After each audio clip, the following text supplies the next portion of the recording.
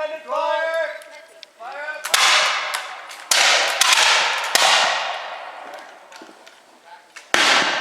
Pull back over here.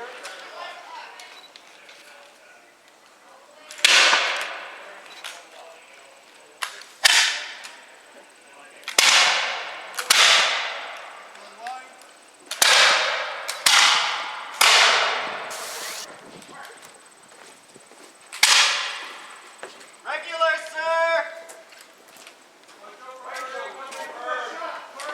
Forward. Ground forces. Halt! Make ready! Present! Fire! Run and load! Oh, stay over here. Remember, achievement this morning, watch your touch holes, no smoke, no load!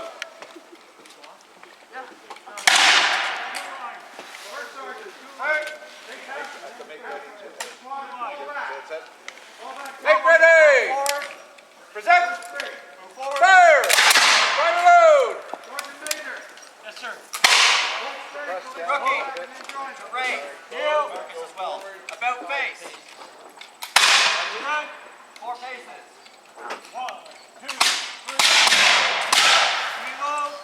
Shoulder Fire earth! and retire. Fire and retire. 5 paces! Second line. March! Move forward. 2, 3, 4. Halt! Coming through. Make ready! Pull back, Morton. Present! Aim Fire down. and retire. Next to them. Fire! Time and load! Bring up. Bring up. Good shooting all at once. That's what we need to see. British regular. Ready, Bev. 4 paces, march. Make ready! Take aim! Fire! Shall we go around? Fuck. Ground forces, make ready! Reload. Get fire. Present! Aim down. Fire! Time and load! Morton, you're going to do a roll back. Roll back. Load in advance. Sergeant, 4, you guys. come to the shoulder! There. Off to your left. Jackie, trail arm. Sergeant. Ready! 5 paces, ground Take forces! aim! March! Shoulder arms! Right Halt! on face! Forward. Make ready! Fire and retire. Yep. Move Present! Oh! Fire! Okay, Try again. Go forward a few more, Stephen. Okay, more to our left. Okay, try and load. Turn off. Yep. Morton, take your detail other side of the house. First section. Left face. Got it. Forward. March. Shoulder arm. 8 paces. March. Halt. Front. Make ready. Take aim. Nice and high, boys. Take aim. Fire. Ground forces. Make ready. Right about face. Present. Fire. Time and load. Keep your right flank away from the house, Rob. Got it. Come back to the shoulder when you've loaded. Move forward. Once you're loaded, move forward. Just keep. Ground forces. Left. Face. Go. 5 paces. March. Good. Halt. Make ready. Right. Face. Aim. Fire. Hey. Present. Fire. Time to load. Come back to the shoulder. As you load, move forward 5 spaces. Arcing a little bit to the right. Sergeant.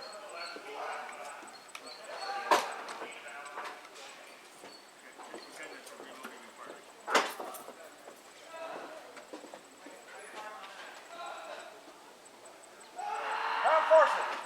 Well advanced 5 paces. On the left shoulders forward. March. Make ready. Take aim. Halt. Move forward. 1 pace to your left. Shoulder arms. There we go. Right about face. Ground forces. Make ready.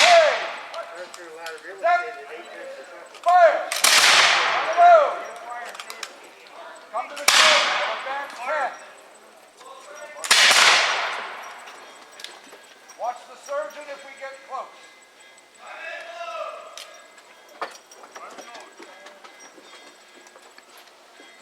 Can't go in there. Tree on this next maneuver. Private Jim, come to the right of the tree on this next maneuver. 9 paces. Ground forces. March.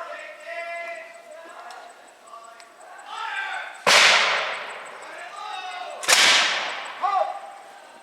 Don't fire from behind. Ground forces.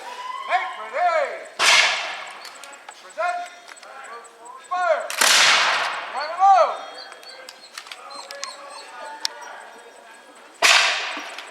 Come back to the shoulder when you're loaded. Maneuver.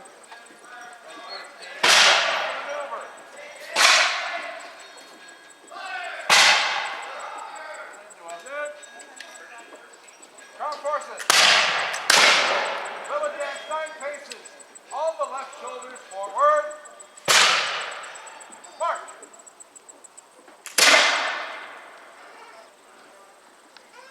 Hit him, Bear! Hit him! Move forward. Hit him. What we're going to do here is called the noon gun. The noon gun was a staple right across the British Empire, right up until about the 1870s. And I'll go into the reasons for that in a couple of minutes. We're going to do the actual noon shot here. We're going to try to fire 2 guns at once and see how close together we can get them. Once we do that, I'll lead you through kind of the care and feeding and how we fire these things, and we'll do a second shot so that you can kind of see how we go through the entire procedure. But we're coming down on, we've got about 45 seconds to go.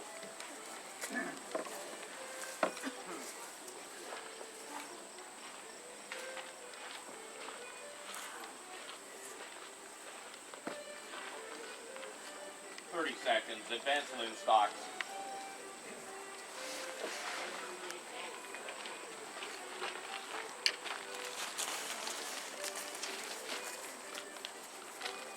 Range it closer.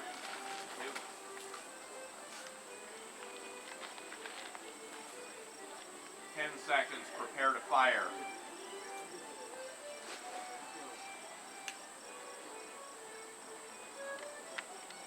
Fire!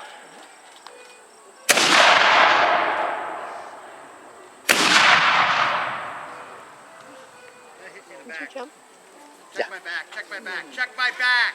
Clear vent. Clear vent. Clear vent.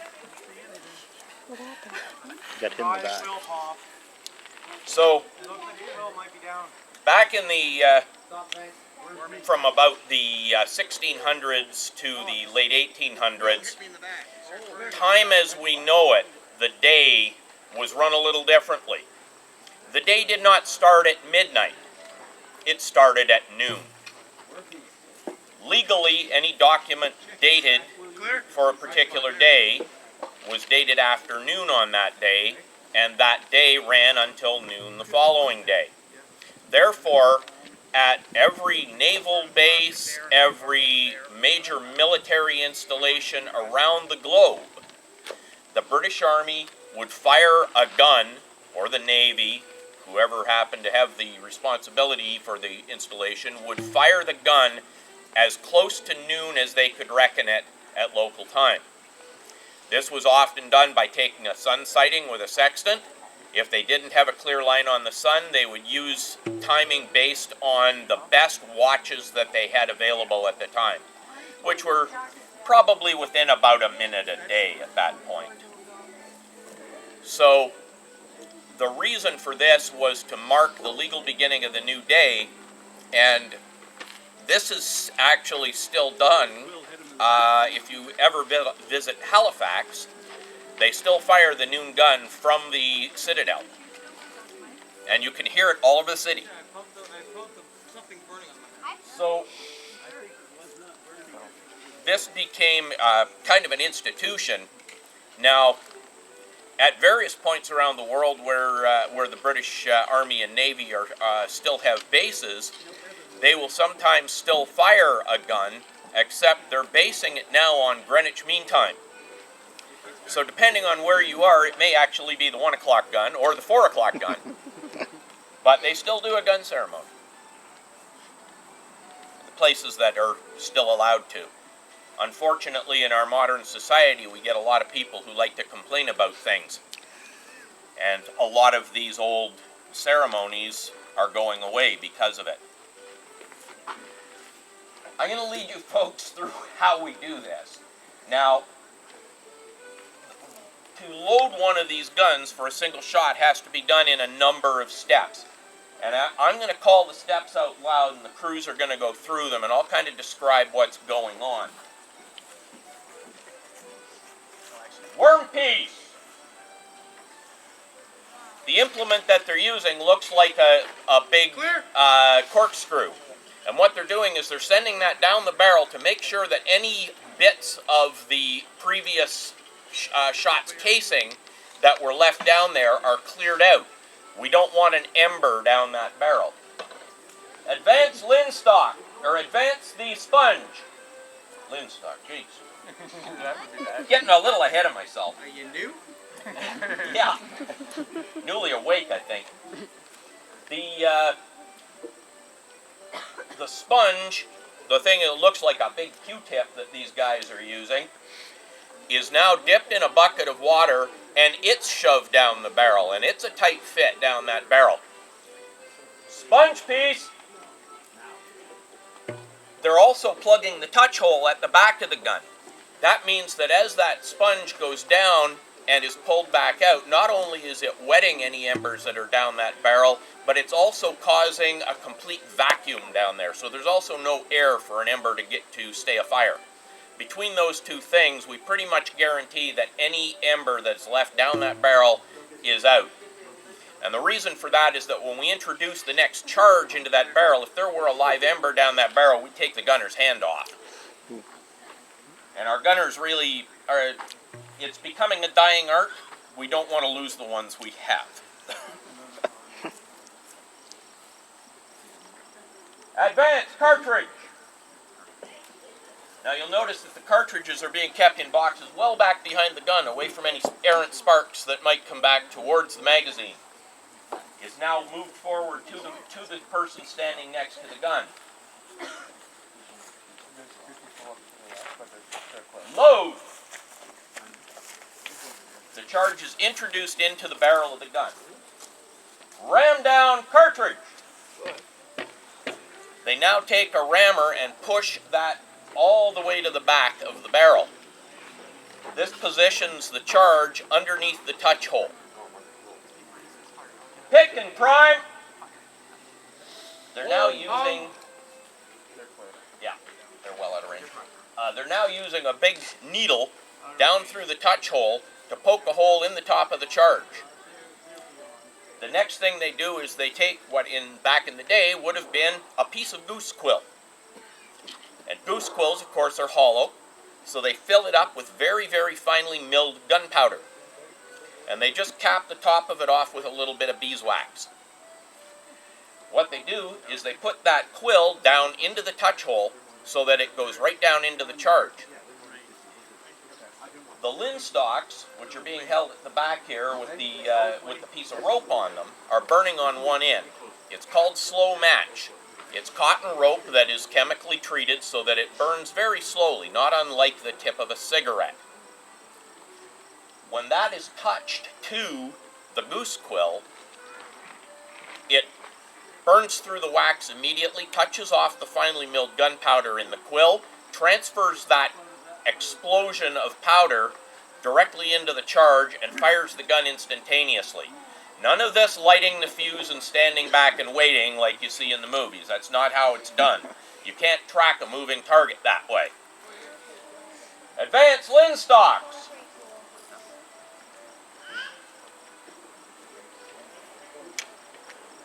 This is where it gets a little loud. If you're concerned about your hearing, cover your ears. Prepare to fire. Fire!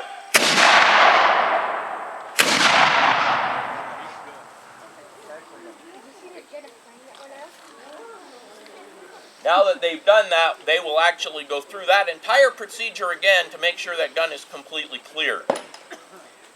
Now, while they're clearing their pieces and getting everything stowed away, we're going to have a couple more people come out to show you a couple of other things.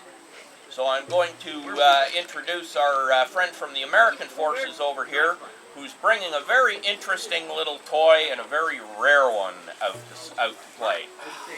Hello. Yeah, I'll let you grab. So I'm here to demonstrate to you not only the musket, which you guys have seen earlier today, but a fun little attachment for the musket,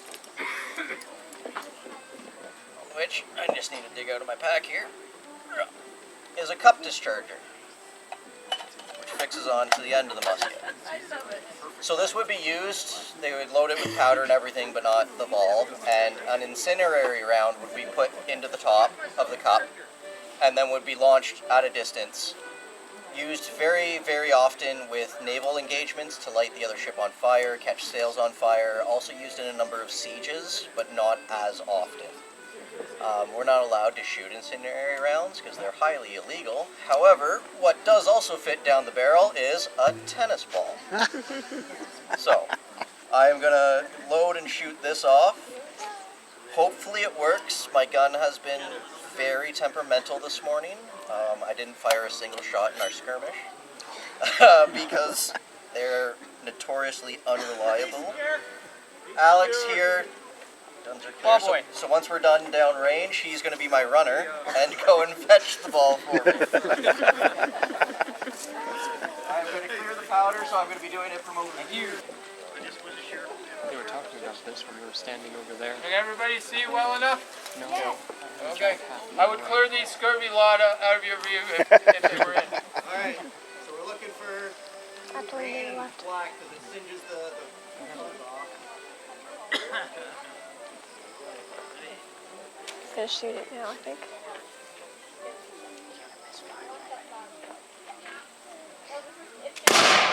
Oh, whoa, look at it go.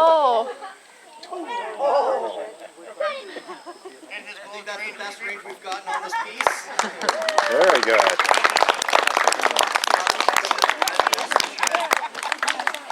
We have not made it that far. That was awesome. Oh, wow. Yeah, you got a good range on that. We did. Yeah, so the cup discharger, like I said, you can get quite a distance out of it. This design didn't change a whole lot. Keep going. 100 years later in World War I, they were using a similar cup discharger. It just mounted on a smaller barrel. But they still had a fixture that they put on the end. They loaded. Go further. No, it's this way. No, we're to the right. To your other left. Just yell directions randomly to him. Towards the barn. Touch your toes. That's not the barn. The other barn.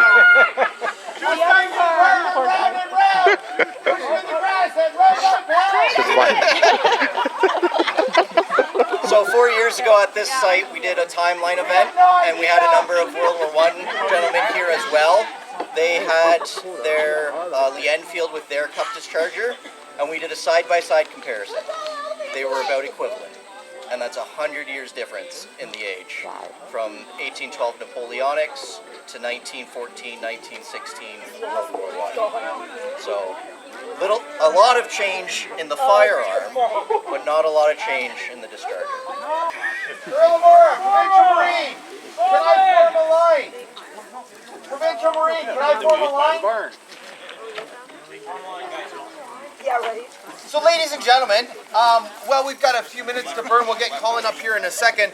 I, as a gunner, have a little bit of a ceremony that we normally do, and I'd love to have you guys have you guys watch. So becoming a gunner is a little bit of an honor. There's not many of us around. Not a lot of us own cannons, right? So we do this little ceremony. It's called kissing the sponge. And what I have here is the sponge that we clean the gun with. It's for you kids. It's really dirty. We probably tell people not to touch it very much. You get kind of, it's wet, it's dirty. It smells, a lot of people think, like a wet cat. It's not the nicest thing. But when we get a new gunner who's fired the cannon for the first time, we like to initiate them. And we do a ceremony called kissing the sponge. So we have them get this close in their face and do our little ceremony. So I've got a new gunner who fired the gun for the first time today. Had never been on the gun until this morning. So we're going to have him kiss the sponge. So my sailor here is going to help me out with that. He's going to approach him and have him get really close to this sponge. I'll get out of the way so you can see. He's going to wipe that on his cheeks. We don't actually kiss it because I'll tell you, I wouldn't want that thing in my mouth. But there we go. We've just initiated a new gunner. So if you all don't mind, let's welcome him to our artillery crew. No. Hip hip huzzah! Hip hip huzzah! Hip hip huzzah! Rejoin the line. Excellent. Thank you guys. Appreciate that. Colin, up to you now. Thank you very much. I appreciate that. The American troops coming into the area, one of their prime targets was to capture Colonel Thomas Talbot, who lived in the area. Talbot was in charge of all of the militia through Middlesex, Norfolk, and Oxford counties, including Elgin County. And he was a prime target because during the settlement, when he set up the Talbot settlement all the way from Norfolk County down to Windsor, he made a few enemies as well.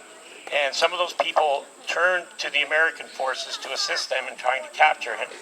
He managed to evade capture, and a lot of his friends in the militia here, including Colonel Malone Burwell, were captured. Burwell spent 6 months in Ohio as a prisoner.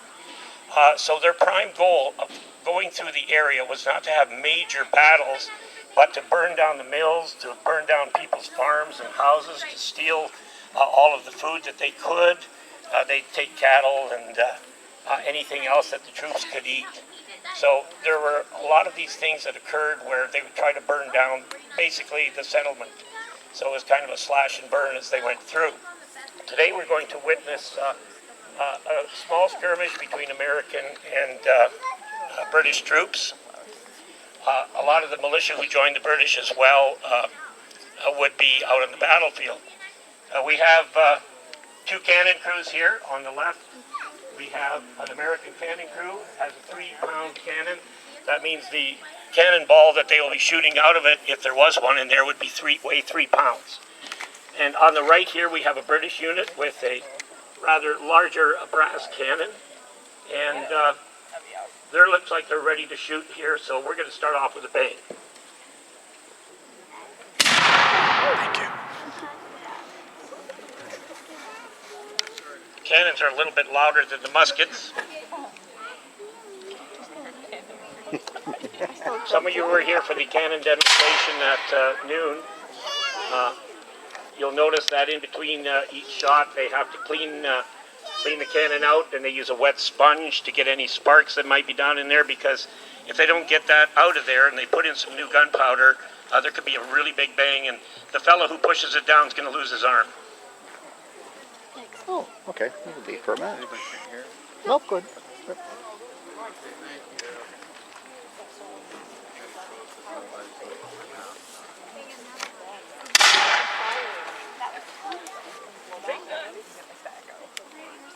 Looks like the British cannon is about ready to fire.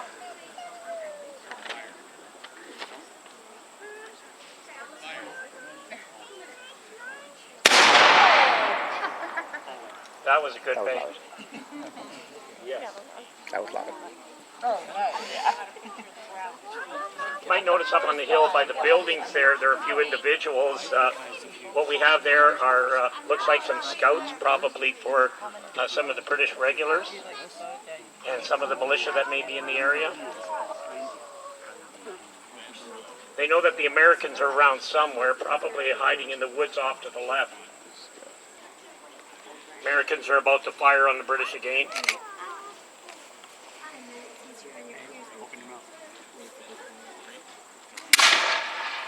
Nope, that's not good.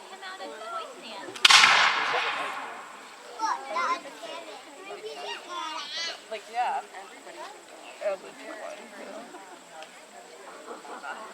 It's very difficult difficult hauling a lot of these cannons around. The bigger they are, the harder they are to move. And sometimes, back in 1814, this territory didn't have the best of roads.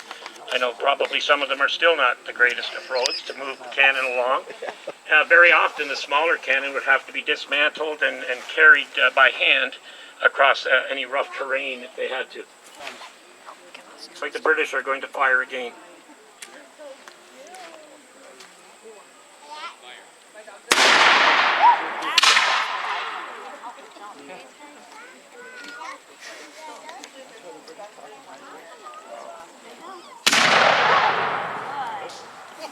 Too bad.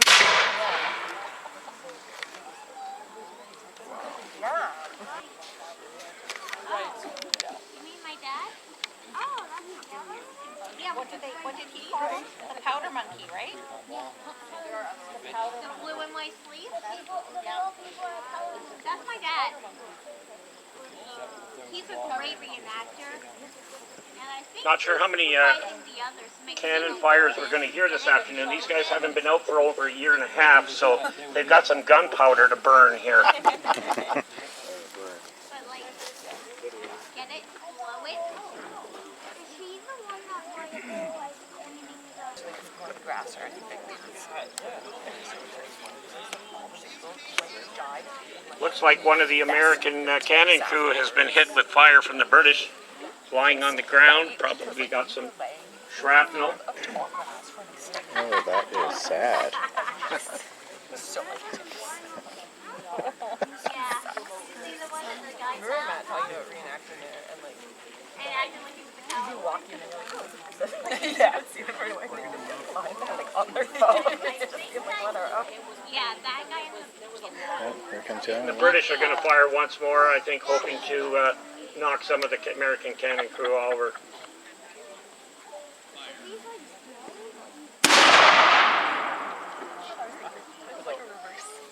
Here's it, my dad's voice. He's on fire. Occasionally you'll see somebody point a musket and you'll just hear a big click. Some of these guns haven't been fired for a year and a half, so they're still getting used to getting them back into shape. You might sometimes just see a little flash in the pan and the powder inside didn't ignite. Here comes the British Army. American troops are coming out of the woods to the Wrong left. side. Some of the British scouts on the hill are starting to engage them, along with some of the native allies.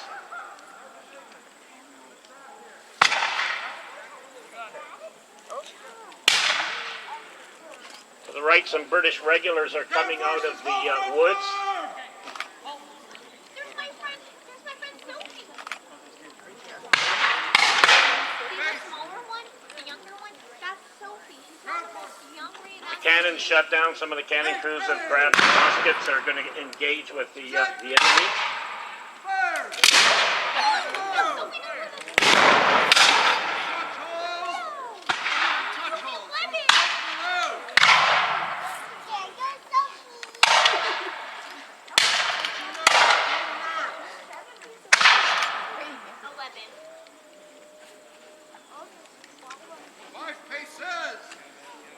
If you were really good with a musket, you could probably get three shots off in a minute.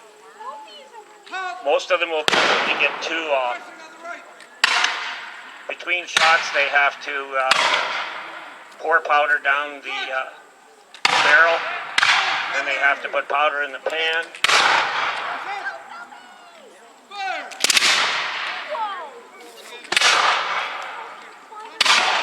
They keep their powder wrapped in paper cartridges, and to be a soldier, basically, they say you have to have at least 2 teeth, one on the top and one on the bottom, to be able to rip the cartridge. I mean, I've been watching them.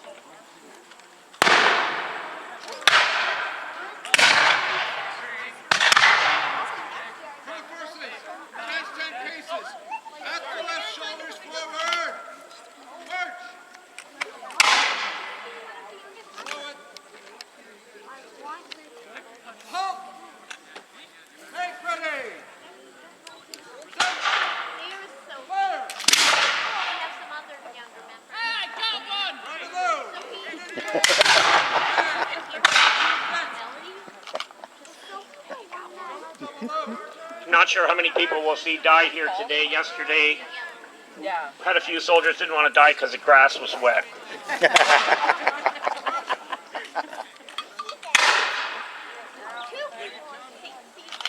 Guess it's probably hard to get the stains on your white pants.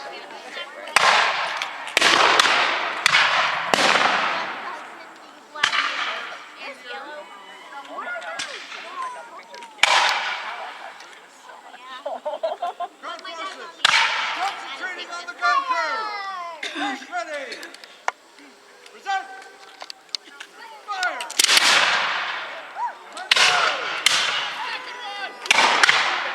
Notice up on the far hill, some of the native allies with some of the militia are up there engaging a small group of Americans. Hello, come to the shoulder. Hurry up. Don't move. Push these people off our land. 5 paces at the ordinary. March. Halt. March ready. Present. Fire. Load.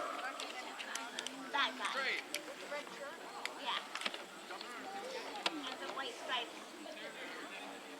Distance was a big factor in this sort of battle because the muskets only had a fairly short range to be accurate.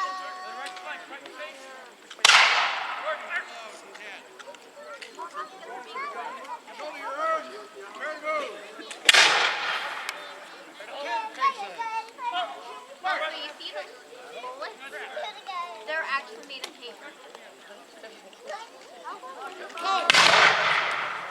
Make ready. Concentrate on the fire on the right. Concentrate on the Yanks on the right. Present. Fire. Time to load. Watch your touch hold. They're very good at it.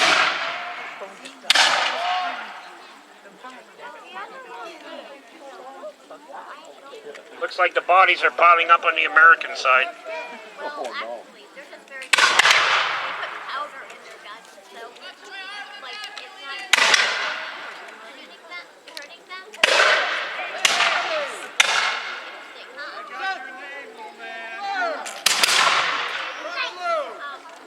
Actually, it's just powder and it doesn't actually hurt them. Reenacting means you're okay? So they're just actually acting it out and looking really awesome. Make ready. Present. Because they're very good at firing it. Load. There's a nice little smoke ring going up from that one musket. I love it when the rings go up. Come on the shots. Sophie is the one who's standing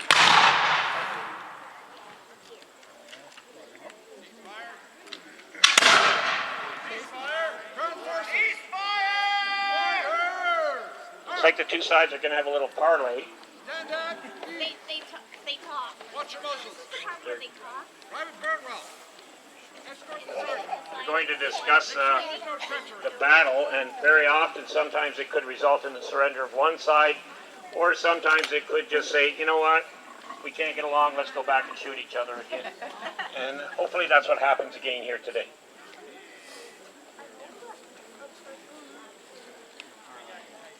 Well, that's morbid. That's morbid. Oh, that is actually fake. That's how you want it. That's how it'll be. Like, they're Yeah, no kidding. reenacting. I don't think I can hear anymore though. I think Big the cannons are Looks pretty like that didn't work out. Just them like shouting at each other because they're like death from all the fire. You surrender. No, you surrender.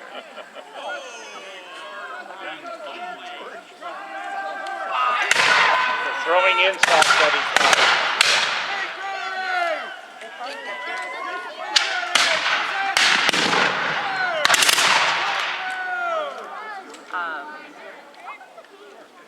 They probably stuff it. They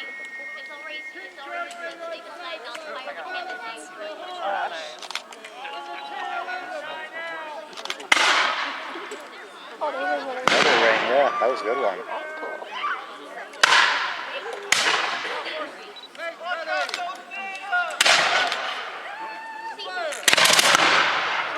Really pay attention to what the Right musket about is face. firing.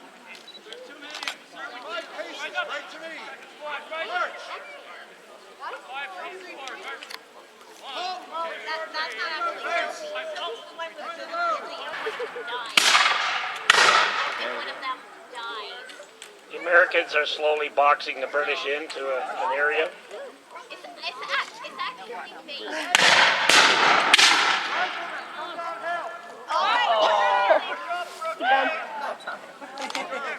The British have their first casualty.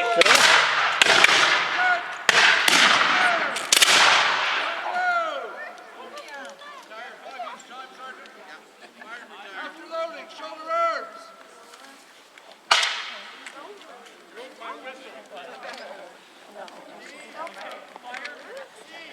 American commander is screaming that they broke his whistle, so he can't control his troops anymore. That was a good shot. 5 paces. Ooh. Halt.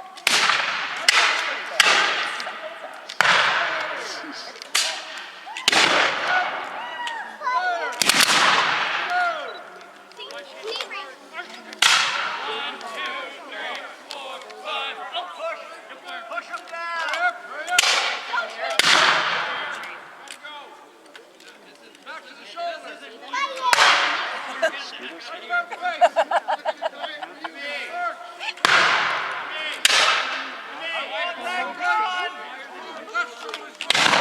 thought they were supposed to win.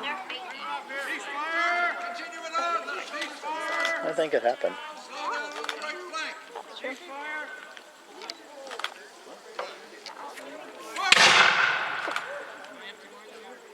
Oh, he's dead lonely. Halt.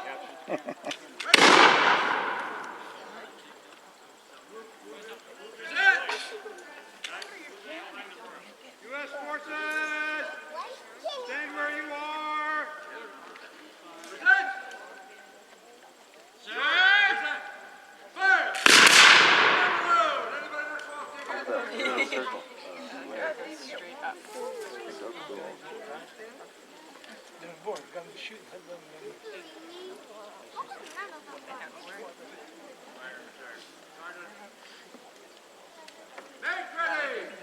ready. Fire. Rifleman. Stop it. March.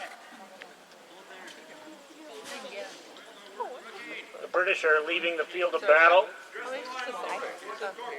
Coming after you. Hold fast. Hold fast. Okay. Usually at the end of the battle, they ask them to do what they call pinging their muskets. They will drop the ramrod into the musket. If they hear it ping, then they know it doesn't have a lot of powder left in it. You want to make sure that the musket isn't still loaded, so there's an accident. Stand on. Arm. We'll now hear a lament from one of our youngest reenactors, Sophie Durham.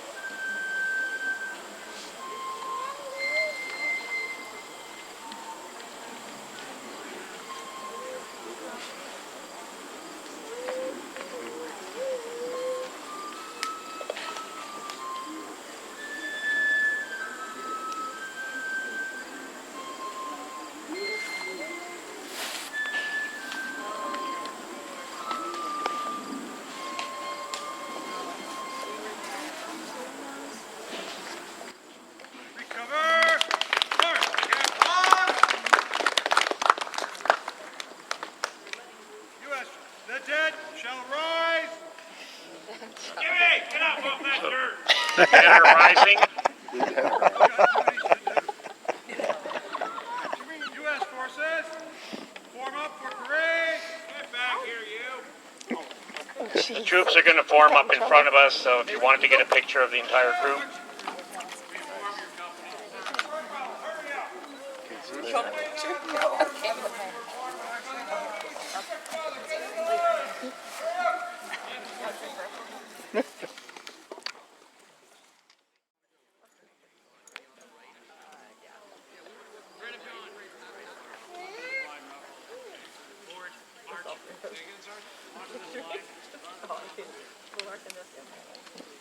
Left, oblique.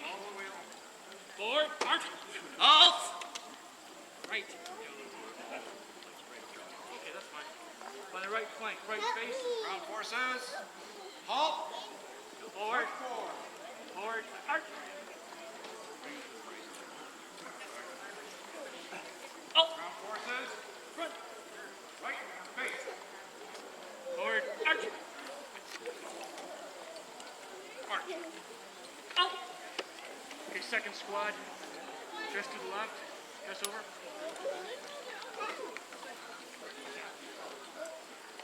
Ground forces, very good. Halt. Left face. Okay, U.S. forces. Eyes right. Just. Steady. Ladies and gentlemen, you have witnessed our attempt to show you what the battles of the War of 1812 may have been like. This is a very small skirmish, but we appreciate your attention. You have also heard the lament played by our fifer, the lament for those who have died, because men of all sides and women of the area gave their lives in this war. We reenact it for the memory of history, not because we love war, but because history is important. We hope you feel the same, or you wouldn't be here now. With that in mind, battalion,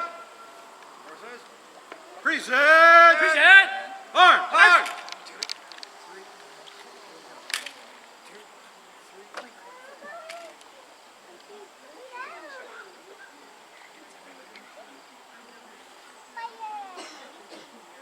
Battalion, shoulder, Shoulder. arm, arm.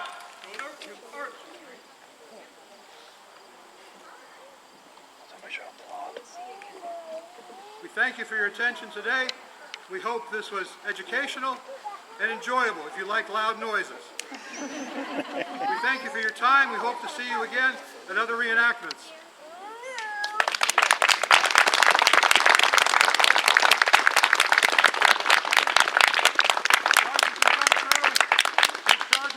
Sir! Sir! Corporal Squire, take the grenadiers home. Sergeant Mr. Smith, you may disperse your cantonment. Thank you. Second section. Sergeant, will you sing for us on the way back? Sergeant, right face.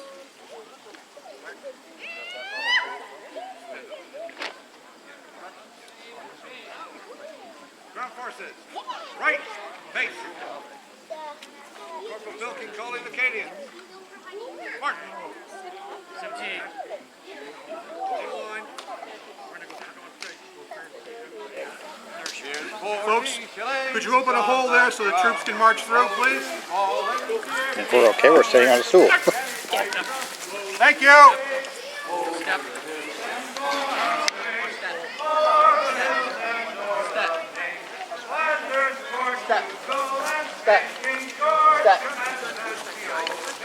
Step.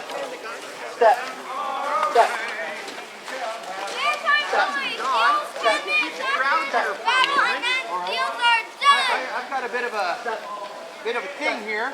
Oh, please. But with this, several of her other family members have had this happen, so she should have known this was coming. So with that being said, if you guys don't mind, we're just going to do this little ceremony and have Case kiss the sponge for us. Which one is wet? There we go. He chose the right weapon. We always choose the nice and wet and gooey one. So with that being said, ladies and gentlemen, what we're gonna do, she doesn't actually kiss it. It's really gross, really dirty, smells like a wet cat, but we're gonna wipe that on her cheeks to commemorate her being part of our group. So as that happens, we always try and get it on there nice and sweet. So with that being said, both residents clap. It's hip hip huzzah. So hip hip huzzah! Hip hip huzzah! Hip hip huzzah! Thank you for staying, ladies and gentlemen. Appreciate that. Thank you very much. And with that, we'll march by with the cannon. Give us a second. Thank you, sir. Thank you, sir. Appreciate it. Earl and Moira, back to the gun. Let's trail up. Let's move out. Yeah.